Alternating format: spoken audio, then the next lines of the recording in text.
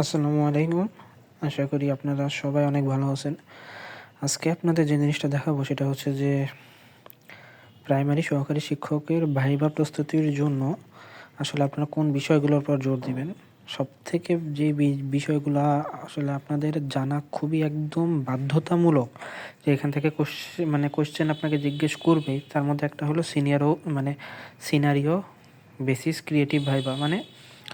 Scenario basis creative viva হচ্ছে কি, যে একটা একটা মনে করেন একটা সমস্যা বা ক্রিয়েট হয়ে গেল আপনার ক্লাস নেওয়ার সময়। আপনি যখন টিচার হবেন অনেক সমস্যার সম্মুখীন আপনাকে হইতে হবে, অথবা দেখা যাচ্ছে যে এমন কিছু সিচুয়েশন আপনার সামনে আসবে যেটাকে আপনার অনেক ক্রিয়েটিভ ওয়েতে হ্যান্ডেল করতে হবে। তো ওইগুলো আপনি কিভাবে করবেন, এটা যত ফ্লুয়েন্টলি যত স্মার্টলি উত্তর দিতে পারবেন, ভাইভাতে কিন্তু আপনার গ্রহণযোগ্যতা ততই বাড়বে।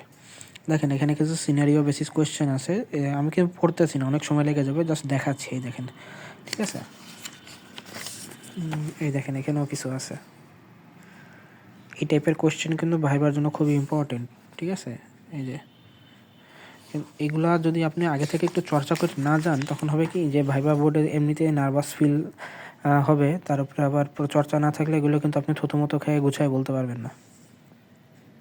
তো এগুলোর জন্য আলাদা একটা প্রিপারেশন কিন্তু দরকার। আচ্ছা, আমি আর বেশি দেখাচ্ছি না, যে একটু আশা করি আপনি বুঝতে পারতেছেন যে আমি সিনারিও বেসিস কোয়েশ্চেন বলতে কী বোঝাচ্ছি। আরেকটা জিনিস, এটা হচ্ছে কি, যেমন ধরেন, যেটা খুবই ইম্পর্টেন্ট আপনাদের জন্য, সেই ইম্পর্টেন্ট জিনিসটা হচ্ছে প্রচলিত প্রোভার্বস। এই প্রোভার্বস থেকে কোয়েশ্চেন হবেই ভাই, এটা এক কথা বলা যায় ট্রান্সলেশনই আর কি।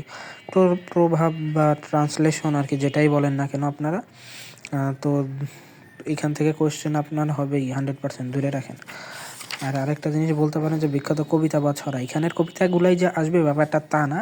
এমন হইতে পারে তারা নিজের আপনাকে কোনো একটা কবিতা দিয়ে বলো, যেটা বলো, আবৃত্তি করো, বা 90% ক্ষেত্রে সম্ভাবনা আছে যে তারা আপনাকে বলবে গান না কবিতা, যে কোনো কোনটা বেশি ভালো পারেন আপনি। আপনাকে তখন গান আর কবিতার মধ্যে যে কোনো একটা আপনার পছন্দ অনুসারে শোনাইতে হবে।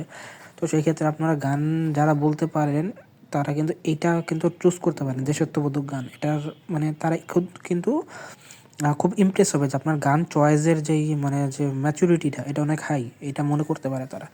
আর কবিতা চুজ করলে এমন কোনো কবি, বিশেষ করে বিদ্রোহী কবিতাটা যদি চুজ করেন, আমি মনে করি আপনাদের জন্য অনেক বেটার হবে। কারণ তখন আপনার যে কি বলে চয়েসের যেই ম্যাচুরিটিটা, ওটা তাদের কাছে অনেক বেশি গ্রহণযোগ্যতা পাবে, ঠিক আছে? তো আর কোন বিষয়ের আপনাদের জানার আছে, এটা আপনারা আমাকে কমেন্টে জানাইতে পারেন।